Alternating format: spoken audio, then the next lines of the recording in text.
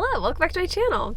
In today's video, I'm going to be telling you about some of the 30 books that I read in the month of December. But before I get into it, I want to thank the sponsor of today's video and tell you a little bit about Book of the Month. Book of the Month is a super popular and fast-growing online book service for readers. Their mission is to promote new and emerging authors and help readers discover books they love. Their team vets hundreds of books each month and gives readers their choice from a curated selection of new and early release titles, so you can spend more time reading and less time researching. Book of the Month is risk-free. You can skip any month, anytime, and you will not be charged. Plus, they have the best price for new release hardcover fiction. You can get your first book for just $9.99 with code NEWYEAR. This month I selected Lunar Love and What Lies in the Woods. Lunar Love really stood out to me because it's about our main character Olivia, and it is sort of an enemies to lovers romance between Olivia, who is taking over the family business of matchmaking, and she's kind of like at odds with this guy who is making an app that does kind of the same thing that her and her family do, only digitally. So I'm really excited to get to this one. What Lies in the Woods is a story about a group of women who at one time were girls at a camp, and one of the girls was attacked. They, I guess, put a guy in jail for many years for this attack. Apparently he killed a bunch of people, except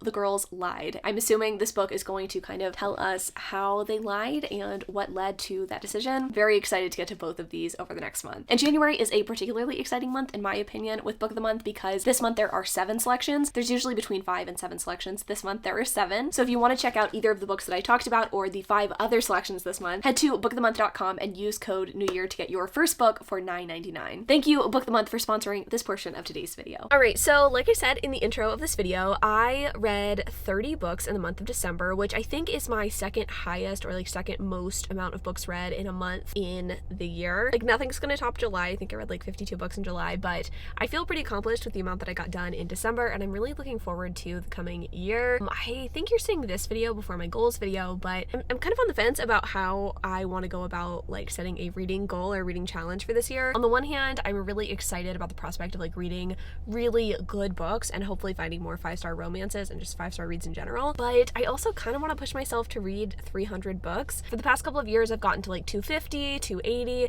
and I really feel like I could get to 300 this year. So, not that that's super relevant here, but I guess I just am thinking about it since I read 30 books this month. Anyway, let's get back to the task at hand, right? I read 30 books. I have 10 to talk to you about. Most of these books I have not talked to you about before. They have been books that have been included in Patreon exclusive reading vlogs, or they have been in just some content that isn't as in-depth, I guess. So 10 books, mixed results with some of them. The books at the end of this video or near the end of this video tend to be more successful than the ones at the beginning if you want to kind of skip around. But I'm going to tell you about these 10 books, and I'll let you know my thoughts and feelings. Definitely a range of genres too, as I was trying to work through some of my physical TBR and backlist. I'll leave a link in the description to the video where I talk about reading all of the books that I had unread in 2022. We have A Bombshell by Sarah MacLean.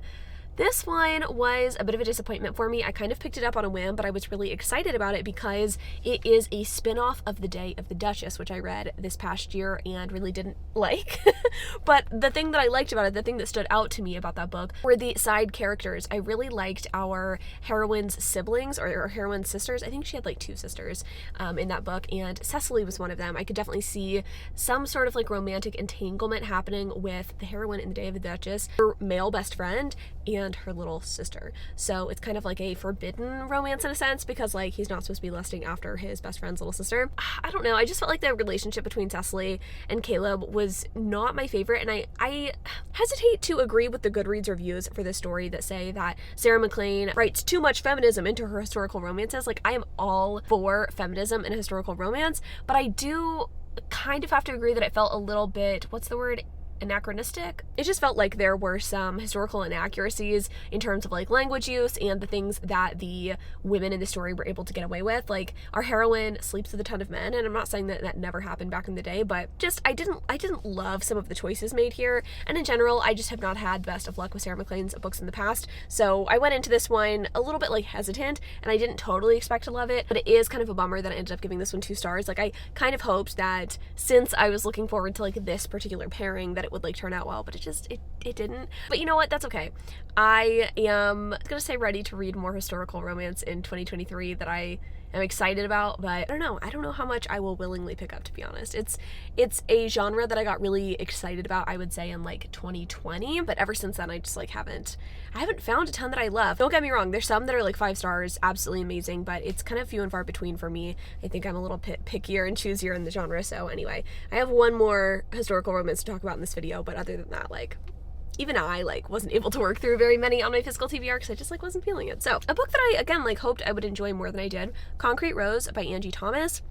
I didn't hate this book by any means. I give it 3 stars. This one follows our main character, Maverick, who is the father, I believe, of Star from The Hate U Give. It kind of chronicles his time in high school, his time in a gang, his time, I guess, getting to the point where he is in the beginning of that next book. I mean, not really, like it's only pretty much his high school experience, but it does really heavily focus on the fact that he is a teen father and kind of what that experience looks like. And it wasn't that any of the story was poorly done. I just felt like in terms of a plot line, I just wasn't that enthralled. I feel like with The Hate U Give and with On the Come Up, like I was very much rooting for the characters and I was really excited to see kind of where their stories led. And I feel like with Maverick, since we kind of already knew the outcome of his story, I feel like it sort of wasn't the most interesting to read. I don't know how to say that. Like, it wasn't like I didn't appreciate the story, you know what I mean? I don't think there are a lot of stories about teen dads out there, at least I haven't read very many of them, but I just wasn't that interested. I wanted there to be more of like a thorough line or like a guiding light throughout the story. It was kind of like things were just happening to Maverick and he wasn't really making a lot of things happen. And I know that people are victims of circumstance sometimes, but I just wanted to see kind of what motivated him and what was drawing him forward.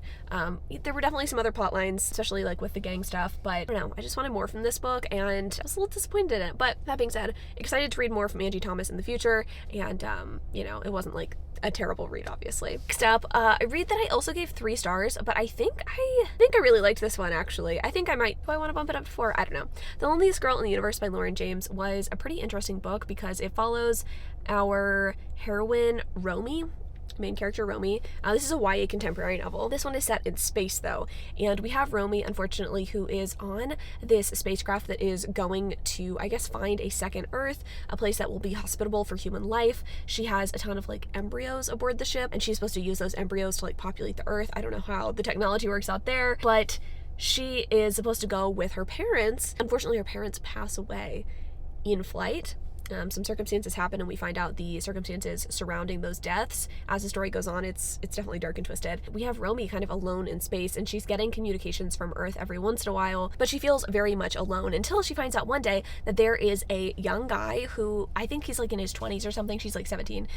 He is going to be coming to Earth as well, but meeting up with her spacecraft, and he is going to be coming to the second Earth as well, but his spacecraft is going to meet up with hers in the course of a year. Like, she gets this communication that in 365 days a guy is going to come and she's going to meet him and they can get on his spacecraft and it'll take them to the second Earth in like half the time that it was supposed to take her. She was going to get there in her 40s, but she's going to get there in her 20s now, so she's really excited about the prospect. And she's in communication with this guy, but things are not as they seem. Mystery and intrigue unfolds as the story carries on, and I was on the edge of my seat the entire time. I listened to this on audiobook, and I definitely recommend listening to it that way. It's one of those stories that, like, I think if you were just looking for something interesting to read, I would just pick it up. I feel like I read mostly romance, and very occasionally I'll read other things, but sometimes I just want a palate cleanser. I just want something different and something that's going to keep my attention, and this book definitely did that. I liked it a lot. I liked the kind of open ending. A lot of people in the reviews on Goodreads said that this ending was not their favorite, and I get that, but for me, I feel like it was kind of dark, and I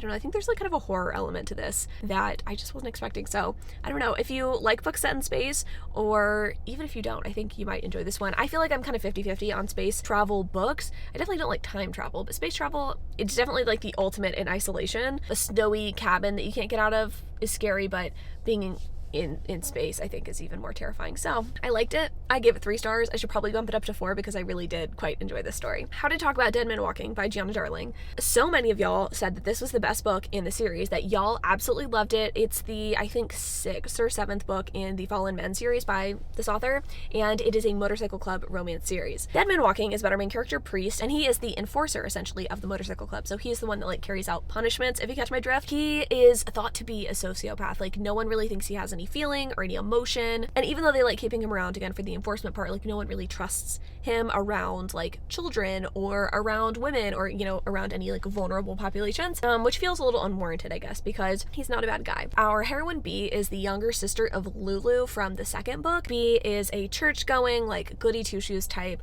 really sweet, full of life, but also kind of has a dark interest in sociopaths and in psychopaths. She has a true crime podcast with the guy that she goes to school with. I think she's in college. college at the start of the story, and she's also kind of just harbored a crush and an obsession on Priest, I guess, for a while, and he is starting to kind of see her in the same light that she sees him in. This also is taking place when there are a bunch of murders that have come to the town that they all live in, which I think is called Entrance. So you've got like a romance plot line interwoven with this kind of like murder mystery plot line, and I wanted to like it. I did initially like it because I was like, okay, this is definitely something different, and I can definitely appreciate it for that. But I didn't really enjoy the romance component of this book. I feel like even though the story was technically different in the sense that the plot was not in line with the thorough plot, I guess, or like the through line of the other books in the series, it still felt similar in the sense that you've got an age gap romance, you've got a heroine who is too sweet and too pure for the guy, but she proves that she's got grit and she's got moxie and she's got like some strength that, you know, he likes, and they somehow become a match. And I just feel like the reasons for Priest being the way that he was weren't explained well enough. We learn more about his personality as the story goes on, but we don't really get his backstory until like the very, very end of the book, and it's like a paragraph,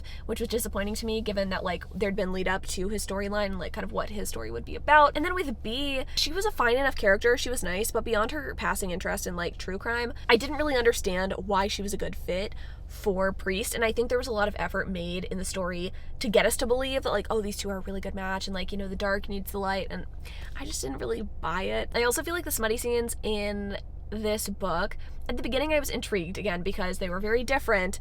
Priest has some interests that are not the same as some of the other heroes in these stories, but after the first time I was just like kind of rolling my eyes at some of the situations that these two got themselves into, and it was depraved in a way that like I kind of thought was gross. Not to yuck anyone's yum, I could definitely see the appeal of the story, especially like if you are a true crime girly, like maybe this is for you, but I don't know. It's not that I've given up on Gianna Darling stories at this point, but I feel like it's been a while since I've had a book by her that I've just been really blown away by. Maybe the next book in the series will be amazing. I'll definitely read it on KU when it comes out, but this one was just like a 3-star for me, and I think all of the books after the second book in the series, like the first and the second, I think I gave 4 stars, and then the rest of them have all been 3. So I don't know. It was fine, but like nothing incredible. So I'm not saying you lied to me, but I also just like, I wasn't that into this. Next up we have The Black Flamingo by Dean Atta. This is one of those books that I had on my physical TBR that I was definitely committed to reading because I'd heard so many good things about it. And another YA contemporary, I guess. It's told in sort of like a poetic sense,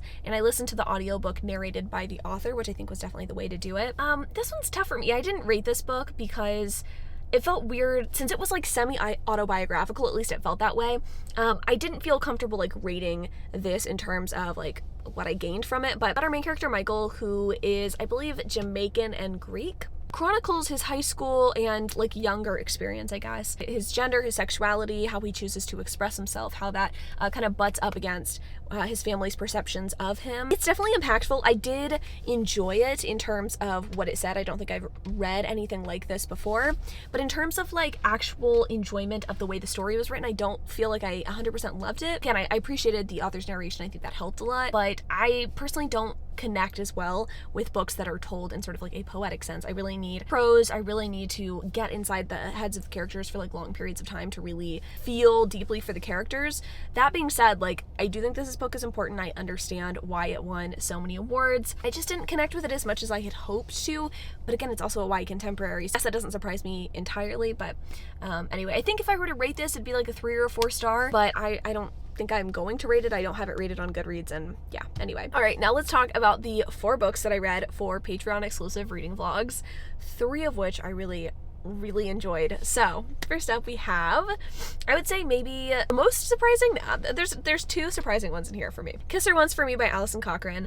I gave this book 4 stars, and this is probably one of my favorite Christmas romances like ever, and I think that this one is going to end up on a Christmas romance recommendations list this year for sure. I'm still trying to like round out that list. I have a couple that I read this year that I really like and a couple just from other years past, but this story is about our 2 main characters, Ellie and Jack. It mostly follows Ellie, who is in a kind of a tough situation. She moved to Seattle from the Midwest kind of to escape her not great home life. Her mom is a little bit emotionally abusive, a lot, a bit emotionally abusive, definitely manipulates her daughter and asks for money often, which is horrible. Ellie also went to Seattle not only to escape her family, but also to seek a career, I guess, in graphic design / illustration. I'm not entirely sure what to call it. She wanted to be an animator. She wanted to work at kind of a Studio Ghibli type firm, I guess, in Seattle, and she gets fired from that job and is kind of struggling now working as a barista in the meantime. She's trying to kind of like pick up the pieces of her life and figure out what she's going to do going forward. Is she going to pursue like webcomics online? Like, what is she going to do? She is writing a webcomic currently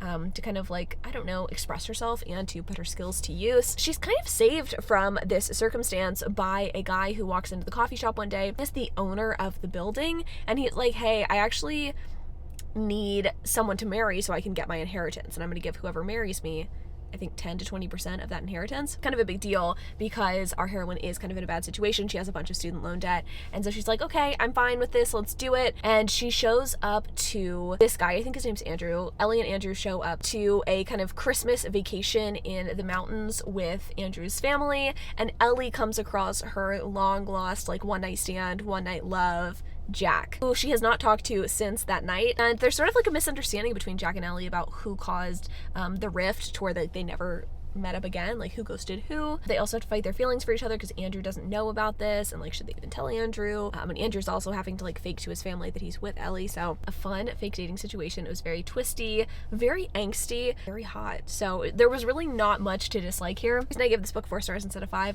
was a part of the ending that I didn't totally vibe with. For me, I want my groveling to be met with like a resounding "I love you so much," of course, and not a go away and then like in private you tell them you actually love them. A public grovel turned down is it's cringeworthy to me. But that being said, I just really liked this book. I feel like, you know, I'm constantly bitching about the fact that there are a good amount of sapphic stories out there that just are completely devoid of steam. And why, you know, like, I think that all stories should be steamy. That's not true. That's not true. I don't think all stories should be steamy, but if I'm going to read a romance, I would like it to be steamy. I think that sometimes authors assume that because they're writing a story about 2 women that it needs to be soft and quaint, and like sometimes that's fine, but sometimes we just want it to be hot and nasty. And this book, I think, struck the balance really, really well. So I really liked it. I think that it feels like the kind of book that would be a freaking awesome movie. So pick it up. If you haven't picked it up, definitely pick it up next like Christmas season. I got this one from Book of the Month, and I'm assuming you can probably still get yourself a copy from Book of the Month. Maybe should, you know, not to like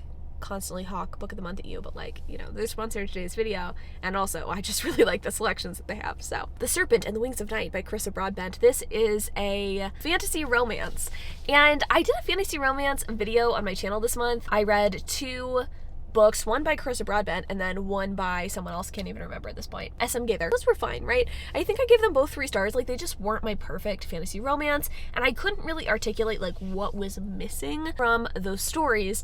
But Carissa Broadbent really answered all of my pleas and prayers for a good fantasy romance by writing this book. It was phenomenal and exactly what I wanted. So it should come as no surprise that this fantasy romance centers around vampires. We have our main character, Araya, or Araya, I don't really know how to say it, I'm gonna go with Araya, is the daughter of the vampire king in this society. She's not the biological daughter, she's the adopted daughter. He is a vampire, she is not, she's human. And in this society, vampires definitely are the ruling class. They use humans basically just as feed bags, and so it's kind of strange that Araya is taken in by this guy. And our king, Vincent, has been training Araya specifically so she can enter into a like once in a century kind of competition and can hopefully gain her immortality as a result of winning the competition, because like whoever wins gets to have their one wish, I guess, granted by the queen, but by like this goddess or whatever, Nyaxia. So Araya has been training her whole life. She's ready to enter the competition, and the story basically follows the competition. Araya ends up teaming up with a guy named Rain throughout the competition, and another like girl who's less relevant because she's not the love interest. And Rain and Araya kind of team up, and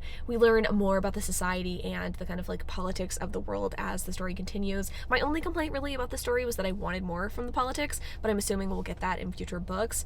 I just loved it. It was so fast-paced and fun. I loved being in this like kind of high-stakes competition. I liked the moments where we weren't in the competition as well, because we got to see Araya and Rain kind of interact. And he's just a very different hero than I feel like we get a lot of the times in a fantasy romance. He definitely has a backstory that is kind of tough, but he is very human even though he is a vampire. He definitely is someone who's like, I like to maintain my humanity, kind of a la Edward Cullen, like definitely doesn't want Araya to become a vampire, and I just really liked their dynamic. I liked their relationship. I'm really excited to read more books in the series going forward. Again, I didn't think that I'd be able to find a fantasy romance that I really enjoyed. Again, like Krista Broadbent came through, even if I didn't love Daughter of No Worlds, like I like this book. So, you know, definitely has me intrigued, I guess, for 2023. I think that's like a genre in general that I kind of like put to the wayside a little bit. I have read some fantasy romance this year, but I feel like I haven't really done enough of my own research into the things that I'm into. I think I've just been taking recommendations from other people, which is not bad, but I think this is one I would have picked up on my own because of the vampire thing, and it turned out well. So anyway, moving on to the last two books, Tangled in Tinsel by Trilina Pucci. Okay, one of the smuttiest things I've read in quite a while, and it was such a fun time. I'm not normally a reverse harem girl. I think y'all might know that, maybe you don't, but I typically don't really buy into this idea that like 3 to 4 men are gonna be satisfied sharing one woman, you know? I'm not saying that doesn't happen in real life. I know that like some polyamorous relationships are kind of set up that way, but it doesn't feel super hot to me, I guess, you know? It's like, if I'm gonna have multiple people in a relationship, I want them all to be in a relationship together. That being said, this was fun. This was a lot of fun. This story follows our main character, Samantha, and it is supposed to be sort of like a self-insert situation. So when you're reading the book, Samantha is not really like described to you, except for the fact that she is kind of a high-powered woman and she has a job as an interior designer. She is decorating this large mansion for a Christmas party. She has been working with these clients for a while. They come home and they're all snowed in for Christmas, but no one can make it to the party. What a shame. All of these men have kind of secretly had a thing for Samantha for a while, and they all decide that they are going to take advantage of being snowed in together. I liked this one because it felt believable to me, the way that the characters interacted and reacted to each other. All 4 of these guys, Cole, Reed, Jace, and Alec, they have done this sort of thing before. This is like not their first foray into like a group sexy time situation. I liked that. I appreciated that. I feel like I read Happenstance this year and it had kind of a similar setup, except for the men had never been in a dynamic like this before. It just didn't feel really believable that they all were like, okay, yeah, let's do it. Let's share this woman. And in this story, it was like, they weren't really looking for the relationship. They were just looking to like hook up with this girl for a weekend. And I was like, that makes sense to me. And then Samantha was like very incredulous about the situation. She was like very into it, but also like, oh my God, I can't believe this is happening to me. And there would be times when she would like get done with an encounter and then go FaceTime her sister and be like, oh my God, I can't believe this is happening to me. And it felt really believable and the scenes were really fun. I liked each of the guys' personalities and the way they were described. Like there was just really nothing about this book that I didn't like. I think the only thing, there really isn't anything that like I can critique here. I do just prefer a true romance as opposed to just smut. So for me, this is like a 4 rather than a 5-star read, but this is the kind of like smutty good time that I want to read at Christmas time, you know? Sometimes you want cozy, sometimes you want smutty. This is definitely going to be on that list of like favorite Christmas romances because it was so fun. So fun. And I'm really excited to see what Trilina puts out next. I feel like it's been a while since I've gotten like a full-length romance novel from our girl, so fingers crossed we get one soon, but this was good. And then lastly, a Christmas romance that I didn't totally love and will not be on my favorite Christmas romances video list in 2023 is 'Tis the Season for Revenge by Morgan Elizabeth. This book got so much hype on Instagram. Like everywhere I turned when this book came out, I was seeing this pink book cover and I was really intrigued by it. For some reason I thought that this was going to be an enemies to lovers thing. Apparently have no reading comprehension because revenge definitely implies that there's going to be revenge. Our heroine is named Abby. She's been with a guy named Richard for a few years now, and she gets really unceremoniously dumped. Actually, it's ceremoniously dumped in a horrible, horrible way at the beginning of the story. She's dumped by this guy, just the worst, and doesn't treat her with respect at all. She decides she's going to team up with her best friends and decide on ways to get back at Richard for dumping her like this because she expected to get married to this man. Instead, she kind of acted as his personal assistant and did a lot of things for him that she probably shouldn't have done because he's a horrible guy, okay? In getting revenge on Richard, Abby starts dating his boss, Damien. Damien and Abby enter into a relationship under false pretenses because Damien has no idea that Abby was with Richard, and obviously that is the conflict of the story. And that was my issue with it. I do not like the like hidden identity or like false pretenses relationship. It doesn't work for me unless there's a reason for it. Does that make sense? Like, I guess you could say there's a reason for it in this story, but I don't mind if 2 characters know each other in a different context, like, oh, they're online pen pals but hate each other in real life, because that's them getting to know each other in a different context in this book. Or in situations like this, it's like, you're getting to know me, but you're not understanding my motivations for the relationship, and that I don't like. To me, that feels icky, and I just couldn't get on board with it. Also, I couldn't get on board with Richard. I mean, obviously he's the worst, but the ending of this book, I didn't like the way that Abby had to put up with Richard treating her horribly. Like when the reveal is done, you know, that like she is with Damien. he gets the opportunity to harass and berate her for, in my opinion, far longer than is appropriate, and it's just like, it was not a fun time to read. It was just not fun, you know? I'm gonna leave it at that. I understand why people like this book. To me, it felt kind of generic. I don't know. I didn't love the characters. I felt like their romance was kind of like lackluster, so not to end it on that note, but those are the 10 out of 30 books that I haven't talked to you about that I wanted to talk to you about today. Looking forward to the year ahead. I don't want to talk too much about like goals and stuff because I'm going to be doing a separate video on that you will be seeing on Sunday, but I'm very excited for January. I'm very excited for the year ahead. I did want to warn you, kind of. I'm going to try to do a community post about this. I am having a particularly sponsorship heavy month in the month of January. It was sadly kind of unavoidable. I'm trying to kind of move things around, but if you see quite a few back-to-back sponsored videos, I apologize. That is never my intent. I'm hoping to do actually like less sponsored content going forward in 2023. Hopefully just like 3 to 4 sponsored videos a month, but this month is a little bit wild in that sense. But I'm really excited for January. I have some fun stuff coming your way. I've got, I think, a book on haul. I have a book haul coming, and I also have lots of romance reading content, which I'm so hyped for. Also, I'm going to be reading your best books of the year this month, and I'm very hyped for it. There are so many books on that list that like I've been putting off because I had the feeling that they would be your favorite books, if that makes sense. Like Babel by R.F. Kuang, like no, I've been interested in reading it, and I put it off because I knew y'all would like it. So yeah, I'm just really excited for January. I'm really excited to make more content for you. Also going to talk about it again in my goals video, but I'm going down to a 2 times a week posting schedule, hopefully making better content, more exciting content where I am more excited in it. I'm just excited. I hope you're excited, and I just want to say thank you for being here for another year with me. I appreciate you so much. Thanks so much for watching this video. I love you so much, and until next time.